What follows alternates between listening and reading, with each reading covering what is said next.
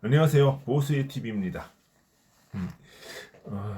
요즘에 날씨가 조금 이제 봄 기운이 있어서 그런데 여러분 이런 때일수록 아침에 감기 조심하시고 일교차 조심하시기 바랍니다.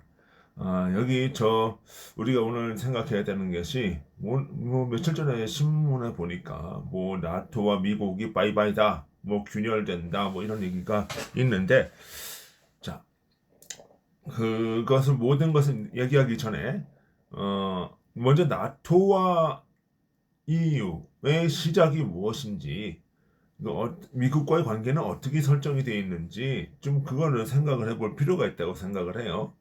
거기서 지금 이렇게 보는 것이 맞는 것인지 좀 봐야 될 것 같습니다.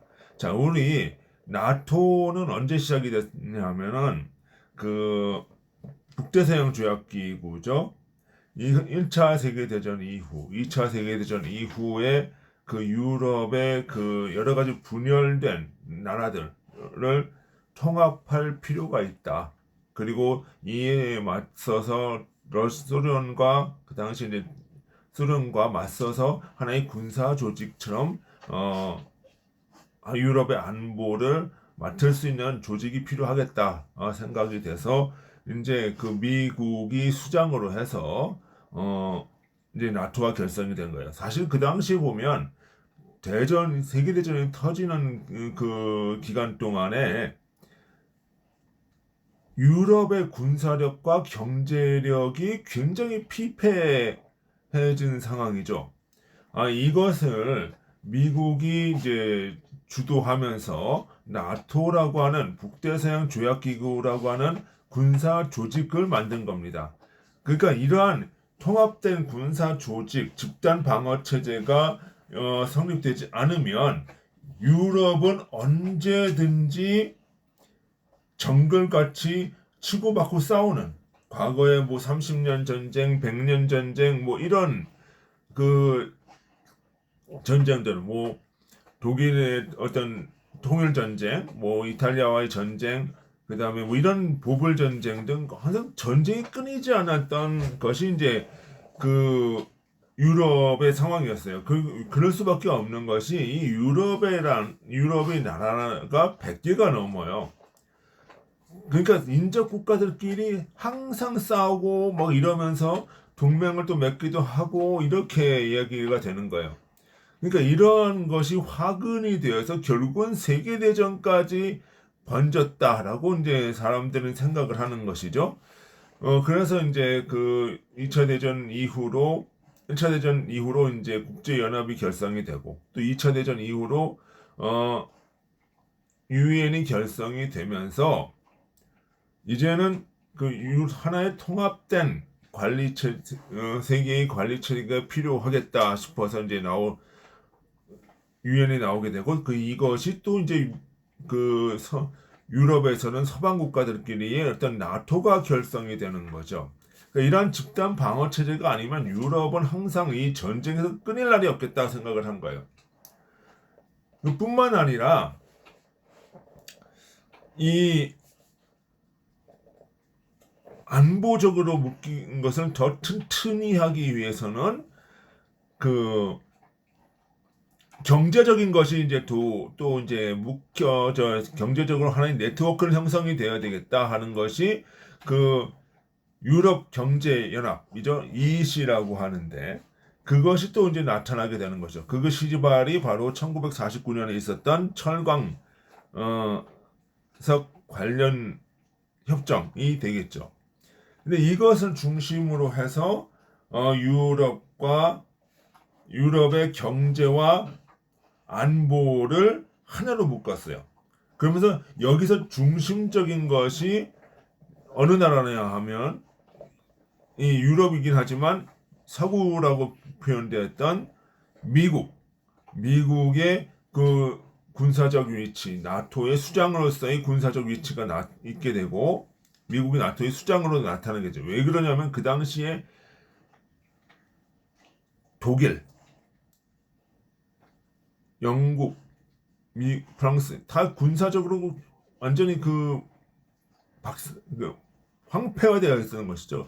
그리고 또 이것이 또 독일과 영국이 싸움을 했던 나라들이기 때문에 하나로 묶이기가 어려요. 어느 하나가 주도권을 잡고 하나로 묶이기가 어려운 구조였단 말이에요. 그래서 미국이 사령관으로 해서 나토의 총책임자로서 이제 미국이 나서게 되고, 또 이러한 그 경제적인 측면에서 철광석 관련 협정을 또 체결하기도 하지만, 또 미국이 또 뭐를 했냐면 그 마셜 플랜이라는 것을 통해서 대외 원조 사업을 하게 되고, 여기에서 이제 그 EU의 막대한 그 유럽의 막대한 경제적인 지원을 하게 되는 거죠. 그러면서 이 경제적인 지원을 하게 될 때 그 워낙 요구들이 많아요. 뭐 독일을 지원해주면 영국, 프랑스가 불만이 많고, 프랑스를 지원해주면 독일, 영국, 다른 나라들이 또 이제 또 불만을 내세우고, 그러니까 이러한 것들을 체계적으로 관리하기 위해서 EC라고 하는 경제 공동체를 이제 세우게 되는 것이죠. 그러면은 우리가 생각을 해야 되는 것은 이 나토와 EU는 끊을 수 없는 어떤 관계를 가지고 있고, 안보와 경제가 하나로 묶여서 이렇게 나왔다는 것이에요. 그러면서 이것이 1990년대에 이르러서는 하나의 화폐로 통합이 되는데, 그것이 바로 유로화죠. 그것이 그 EU예요. EU. 그 유로화를 쓰면서 이제 EU라고 하는 통합된 경제 체제를 만들게 되는 것이죠. 그전에는 그 자유 경제라고 해가지고 비관세 뭐 이런 그 협정, 그리고 이제 자유로운 어떤 그 교통 뭐 이런 왕래 이런 것들이 형성이 됐었지만, 이제는 화폐까지 유로화로 통용이 되면서 이제는 완전히 통합된 경제 체제로 가게 됐다는 것이죠. 그러니까 1949년에 창설된 나토는 단순히 이것이 군사 협력이 아니라 경제까지 나가게 되고, 이것은 하나의 그 소련에 대항하는 그 방어 체제이고 또 경제 체제로 나간다는 것이죠. 이것의 중심에는 바로 미국이라고 하는 것이 있었어요.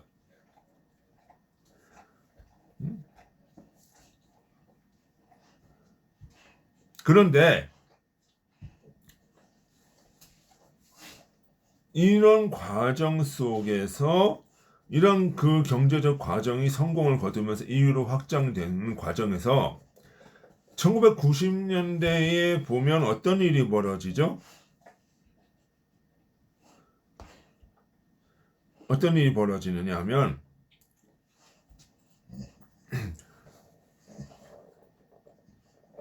소련이 붕괴가 되죠. 소련이 붕괴가 되고 이 과정에서 독일이 통일이 돼버려요.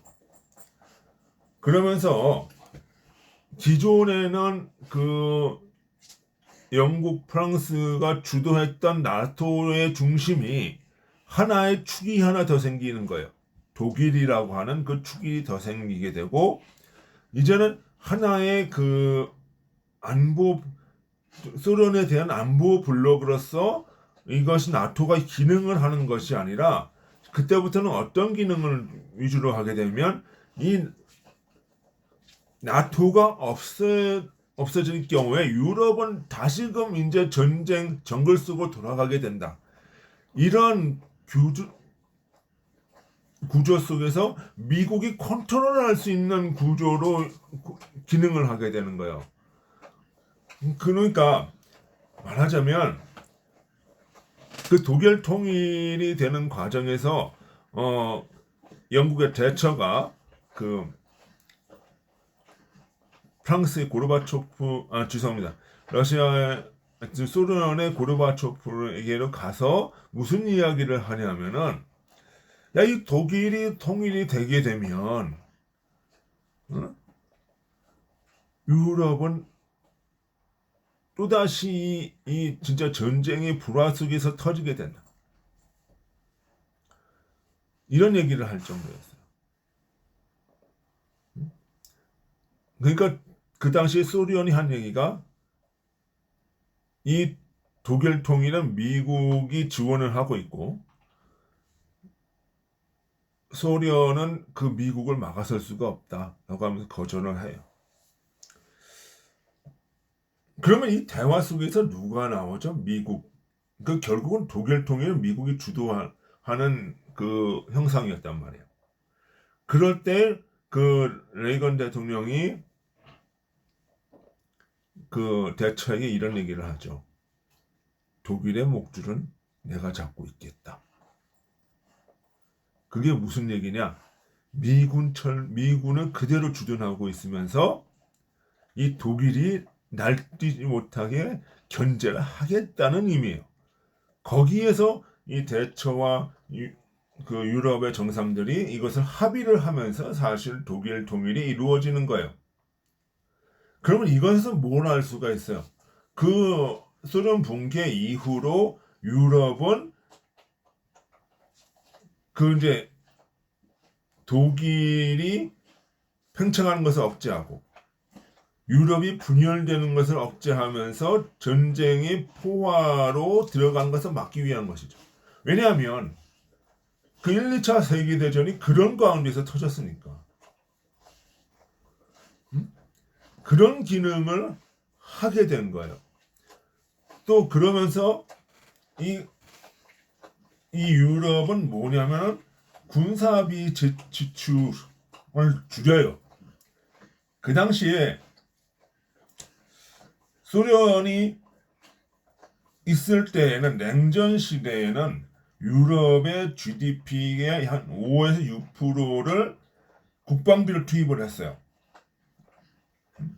소련의 위협을 대항하기 위해서. 그러던 것이 소련이 없어지니까 이 국방비를 낮추기 시작한 거예요. 근데 사실은 여기에서 미국도 좀 실수를 한 것이 이 국방비를 낮추는 것을 사실 용인을 했죠. 왜? 국방비를 낮추면 유럽 국가들끼리 싸울 일이 없을 거라 생각을 하게 되는 거예요. 그리고 미국이 유일한 패권으로서 유럽에서 영향력을 행사할 수 있을 거라 생각을 했던 거죠. 그 과정이 지금까지 쭉 이제 내려오는 거예요. 그런데 그 과정 속에서 어떤 일이 벌어지게 되냐 하면 이라크전이 이제 터지게 되죠. 이라크전. 그 이제 IS 이슬람과의 그 이제 싸움이 이제 벌어지는데 여기서 어떤 일이 벌어지냐면 유럽이 나서질 않는 거예요. 왜냐하면 자기네들은 중동의 석유 이권이 있으니까 이 관계에 나서지 않으면서 그냥 관망하다가 나중에 재건 사업에 이제 그 관여하면서 이권을 또 챙기는 이런 모습을 보인단 말이에요. 그때부터 사실은 야, 이 동맹이라고 하는 것이 뭐지? 우리는 유럽의 안보를 지켜주고 있는데 쟤들은 와서 석유에 대한 이권은 가져가면서 어떤 그 도움도 주지 않더라. 뭐 이런 식의 생각들이 조금씩 이제 들어가기 시작을 하는 거죠. 그러면서 이제 미중 패권의 시대, 트럼프 시대에 들어오면서 이제 어떻게 되냐면 신냉전이라고 하는 그 구도가 나오게 되는 거죠. 그러면 유럽이 전과 같이 이렇게 군비를 확장을 하면서 이제 그 안보적인 그 자국의 안보를 좀 책임질 수 있어야 되는데 사실 그동안에 어떤 일이 벌어졌냐면 군사비를 낮추면서 복지 비용을 늘리는 이런 구조로 갔단 말이에요. 그러니까 미국이 이야기하는 안보 무임승차라는 것은 뭐냐면 미군이 주둔하면서 안보를 다 책임지니까 이 사람들이 국방비를 늘리면서 뭐 이렇게 자국의 안보를 책임지는 것이 아니라 오히려 복지에 이제 과도한 지출을 하면서 오히려 향락이라고 그럴까요? 약간 그 쾌락주의적으로 이제 변해가더라는 것이죠. 제가 한 유럽에 있을 때도 어떤 독일인 의사하고도 이야기를 해보면 무슨 얘기를 하냐면 유럽인들은 한 달, 1년에 한 달, 2달 정도를 여행을 다닌다. 이것이 다 복지 비용으로 나가는 거예요. 그러니까 뭐 가족들끼리 뭐 방학 때끼리 하이킹을 하기도 하고 막 그래요. 그런데 사실은 그것을 할 수 있는 그 근저가 뭐예요? 미국이 그 군사력으로 유럽의 안보를 책임지다시피 하니까. 근데 미국 사람들은 어때요? 아우, 미국 사람들은 보면 워커홀릭이에요. 진짜 막 일주일에 딱 하루 쉬는 사람들도 많아요. 왜? 기독교 국가니까. 6일은 열심히 일하고 하루는 쉬라고 그러잖아요. 성경에서. 6일에 진짜 막 열심히 일하고 밤 12시까지 일하고 막 그래서 일요일 날은 예배 드리고 이런데 유럽 사람들은 뭐예요? 그러면서 번 돈을 가지고 막대한 유럽의 방위비를 주둔 비용과 방어를 위해 썼단 말이에요. 근데 유럽 사람들은 뭐예요? 그치. 주 5일 근무에다가 뭐 스페인 같은 경우는 낮 2시까지 일하고 저녁 때 조금 일하고 한 오후에 3, 4시간 또 쉬어요. 이런 구조가 되고 이게 그러면 뭐냐면 미국 사람들이 느끼는 거는 야 우리가 열심히 일해서 결국은 쟤네들 도와주는데 쟤네들은 뭐 한 1년에 몇 달씩 휴가 다니고 뭐 이런 게 보인단 말이에요. 그러니까 우리의 안보가 안보 무임승차론이 그래서 나오는 거예요. 그런 상황에서 이제 미중 패권 경쟁이 이제 시진핑 들어서 시작이 되고 트럼프 일기 때부터 본격화되기 시작을 했단 말이죠. 그러니까 그 전에도 안보 비용, 뭐 군사비 지출을 늘려라 이런 이야기들은 항상 있었어요. 그런데 그 트럼프 일기 때부터 본격화되죠. 왜? 중국이 이 동진아로 진출이 남의 구단선을 긋고 그동안에 이 경제 발전이 미국 세계화로 인해서 미국이 중국에 많은 그 경제적 지원을 해주고 하다 보니까 이것이 오히려 군사력 증대를 하면서 어, 미국의 패권에 도전하는 세력으로 이제 커나갔단 말이죠. 그러니까 이제는 무슨 생각을 하게 되냐면 유럽에서 이제는 소련이 중요한 것이 아니라 이 동아시아에 있는 중국을 견제해야 되겠다는 식으로 이제 나타나게 되는 거예요. 그러면서 미국이 생각하는 나토는 이제 좀 조정을 해야 되는 좀 격이 낮춰질 수밖에 없는 구조가 이제 형성이 되는 거죠. 그것이 이제 나타나게 된 것이 사실은 그 오바마 행정부의 피보트 아시아의 중심에 우리가 가 있을 거다. 라고 얘기를 하는 것이죠. 이것이 오바마 행정부 때 처음 나온 얘기지만 트럼프 일기 때부터 이제 경제 군사적으로 본격화되기 시작을 했죠. 그러면서 이제 유럽에 있는 병력을 중심에서 이제 중국 중심으로 와야 되다 보니까 이제 뭐예요? 그 유럽의 안보는 너희가 어느 정도 좀 책임을 져줘라. 그러니까 이런 얘기가 나오게 되는 것이죠. 그래서 미 트럼프는 GDP 5%를 군사비로 좀 써라. 이런 이야기가 나오는 거예요.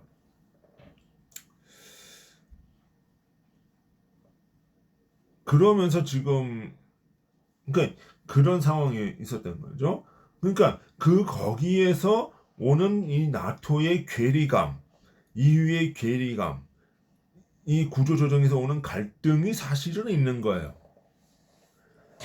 그런데 그 갈등이 지금 어디에서 표출이 되고 있느냐? 이 이제 이란전에서 좀 본격적으로 천출이 되는 거죠. 사실은 이 이란전이라고 하는 것이 이란의 문제만이 아니라 그 뒤에 있는 중국 그리고 이란의 핵 문제까지 포함을 하면 사실 유럽 전체가 안보적 위협을 느끼는 거거든요. 근데 이것에 대해서 지금 그 유럽과 한국과 이런 나라들에 대해서 도움을 요청을 했지만 아무 것이 없단 말이에요. 그리고 뭐 군사를 파견을 해도 미군을 돕는 것이 아니라 자기네들 뭐 이권을 챙기는데 그 혈안이 돼 있었고 그러면 이 동맹이라고 하는 것이 맞느냐라고 하는 구조가 사실은 나오는 거죠. 여기에서 트럼프가 또 얘기를 하는 거예요.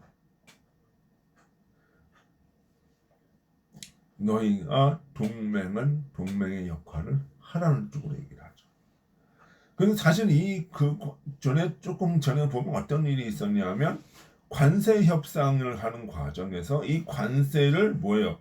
군사비를 올리는 레버리지로 활용을 했단 말이에요. 그래서 이미 어느 정도는 즉 레버리지를 올리는 걸로 합의가 됐는데 그 진행 속도가 지금 늦고 그리고 이 중동 이란전이 발생을 하니까 다들 이렇게 뭐 방관하면서 이렇게 기름값이 올라간다는 이유로 미국을 비난을 하고 뭐 이스라엘의 뭐 레바논 헤즈볼라 공격에 대해서 비난을 하고 뭐 이런 쪽으로 갔단 말이에요. 그러면서 이 마크롱이나 이 키어 스타머나 이런 독일 총리 같은 경우는 오히려 미국의 어떤 뭐 침략 전쟁이라는 식으로 보도를 하는 경우도 있었어요. 이런 것은 굉장히 미국으로 하여금 분노케 하는 것이죠. 그러면서 지금 이 끝나자마자 이제 휴전이 되자마자 지금 나오는 얘기가 그러면은 독일에 있는 5천명 미군 뺄게 이렇게 나오는 거예요. 유럽의 안보는 너희들이 이제 좀 신경을 써. 이거는 무엇을 얘기하는 거냐면 단순히 그 5천 명을 뺀다는 것이 아니라 유럽의 안보는 너희들 스스로가 이제 책임을 져라는 얘기를 어느 정도는 책임을 져라는 얘기를 하는 거예요. 그러면서 또 뭐예요? 이거는 뭐예요? 이런 신호를 주면은 이제 과거의 독일, 프랑스, 영국의 관계가 다시 조명이 되기 시작을 하는 거예요. 야, 1, 2차 대전 때 독일이 정말 무서웠지. 우리는 못 살게 굴었어. 그 독일 사람도 뭐야? 프랑스, 영국, 우리랑 싸웠던 나라예요. 뭐 이렇게 얘기하는 거예요. 그러니까 이 5천 명을 빼면 어떻게 돼요? 독일에서 군비는 지금 국방장관이 군비 확충을 하겠다라고 얘기를 하죠. 그러면 이 구조는 결국은 뭐예요? 프랑스도 지금 군비 확장을 해야 되고 영국의 군비 확장을 오히려 촉발시키는 그런 효과가 있단 말이에요. 그러니까 5% 군비를 트럼프가 얘기를 했는데 이게 안 되니까 그냥 강제적으로 올릴 수밖에 없는 구조를 만들어 버리는 거죠. 이게 무슨 감정적으로 독일이 미워서 그러는 것이 아니고 뭐 너희가 그 동맹의 역할을 안 했으니까 뭐 그런 그에 대한 보복이다 뭐 이런 식으로 얘기하는 것이 아니고 이건 구조로서 이해를 한다는 말이 전략이었단 말이야. 그러면 어떻게 될까요? 그러면 영국, 프랑스 이 사람들도 군비를 올려야 돼요. 그러니까 군비 유도를 촉발한 거예요 지금. 근데 여기서 문제가 뭐냐면은 아까 얘기했다시피 군비를 줄이면서 복지 예산을 늘리면서 이 영국의 좌파 사회주의 정당이 이제 힘이 생기고 집권을 해왔는데 군비를 늘리면 어떻게 될까요? 복지 예산이 아무래도 감축이나 조정을 할 수밖에 없는 거죠. 이거는 뭐예요? 프랑스 사회주의 정당의 하나의 지지층이 이탈하는 그 모습으로 나타날 수 있다는 거죠. 음? 그렇다고 프랑스나 영국이나 이런 나라들이 미국과 결별을 또 원하는 거냐? 결별을 할 수 있냐? 그런 것도 아니에요. 아까 처음에 얘기했다시피 이 나토라고 하는 구조는 단순히 그냥 뭐 경제뿐만 아니라 군사뿐만 아니라 이시와 경제 이유를 출범하게 되는 하나의 군사적 기반이 됐던 거예요. 그러면 이 나토 구조가 균열이 되고 와해가 되는 순간 유럽의 경제는 어떻게 될까요? 유로화는 그냥 깨져요. 그리고 이탈하는 국가도 많이 생길 것이고.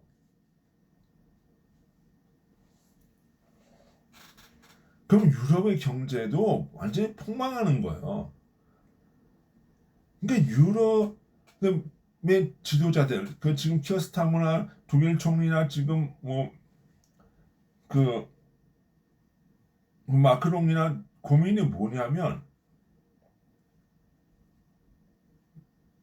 미국이 요구하는 걸 안 받아줄 수는 없어요.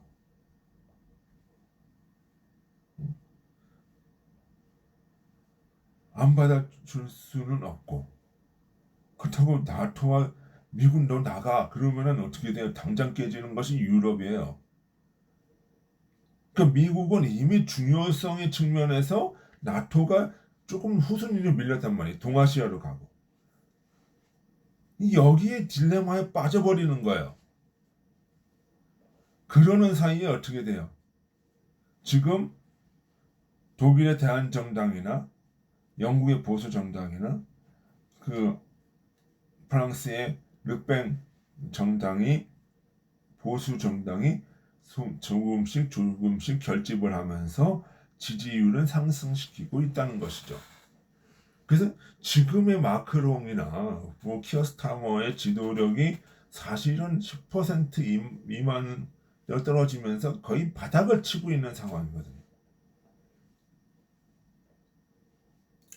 이러면서 유럽의 보수화가 지금 진행이 되고 있다는 것이죠. 점차적으로. 그러면 결국은 이 트럼프가 생각하는 것은 무엇이냐 하면 유럽의 보수화를 진행시키면서 유럽을 군비도 쓰고 강하게 만들면서 이데올로기적으로 이 좌파의 세력을 무너뜨리면서 이데올로기적으로 유럽과 그 동맹을 다시 재정립하려는 그런 모습으로 볼 수가 있다는 것이죠. 이런 가운데서 또 한국의 언론들이 이것을 주한미군 감축으로 연결시키는 보도를 많이 하는데 주한미군의 감축과는 또 그 성격이 다르다고 얘기하는 것, 봐야 되는 것은 미국의 중요성이 지금은 유럽에서 중국으로 동아시아로 와 있단 말이에요. 그러면 우린 무엇을 생각을 해야 되면 동아시아에서 어떤 군사력을 점점 증대시키는 것이라고 봐야 돼요. 그 가운데 한국이라고 하는 것은 전략적인 요충지죠. 그러니까 유럽과는 또 다른 상황이라고 하는 거예요. 한국은 뭐야? 베이징을 겨냥하고 있는 모습이란 말이에요. 자, 그러면 여기서 어떻게 될까요? 그러면 주한미군 감축이란 말 대신에 유연화라는 얘기를 써요. 이거는 뭐냐면 문서상으로는 감축을 안 해요. 그렇지만 그 부분적인 이동은 할 수가 있거든요. 예를 들어서 지금 미 행정부가 지금 대만이 급하다 라고 하면 대만은 우선 배치할 수 있어요. 그리고 증원병력을 또 받을 수가 있고 그런 의미로 갈 수는 있어요. 그러니까 그렇게 하면서 뭐를 해요? 한국도 뭐예요? 군사비와 어떤 안보 능력을 키워야 된다고 압력을 넣는 거죠. 그러면은 이렇게 될 경우에 한국은 뭐예요? 외교 정책이 수정이 불가피하다는 거예요. 왜? 군사비를 늘려야 되고 안보 문제에 부닥치니까. 그러면 이재명 정부의 어떤 대북 정책과 어떤 그 균형 외교라고 하는 것이 수정이 불가피한 거예요. 그런 쪽으로 간다는 거죠. 그리고 이런 안보 리스크가 그 안보적인 어떤 주한미군의 주둔으로 인해서 한반도에 안심하고 투자했던 외국인 투자 자본과 기업들이 이제 나가게 되는 그 영향을 또 이제 주게 되는 것이죠. 그러니까 이 안보라고 하는 것을 단순히 군사적인 측면으로만 이해가 되면 보면은 유럽과 지금 한국의 상황이 이해가 잘 안 되죠. 바로 경제로도 가는 겁니다. 그것이 바로 독일이 5천 명을 주한미군이 5천 명을 감축하면서 또는 한반도에서 뭐 감축이 아닌 유연화라는 얘기를 통해서 이런 안보 이데올로기를 일시화시키고 이런 그 군사비를 지출을 늘리면서 중국을 포위하려고 하는 중국에 대한 압박을 주려고 하는 미국의 전략이라고 봐야 될 것입니다. 그러면 이 과정 속에서 유럽의 보수로 다시 재정련하고 한국도 이 군사비 지출을 통해서 하나의 보수 정화를 시키면서 다시 보수라고 하는 이 이데올로기적으로 동맹을 재구성하는 이런 고도의 전략이라고 봐야 될 것입니다. 그것이 주한미군, 독일 독일 주독 미군 5천 명 감축을 던져주는 전략적 변화, 동맹 관계의 재정립이라고 하는 세계 질서의 변화로 이어지는 하나의 단초화되는 것입니다. 예, 오늘은 여기까지 하겠습니다. 좋아요와 구독 부탁드리겠습니다. 예, 수고하셨습니다. 안녕히 계십시오.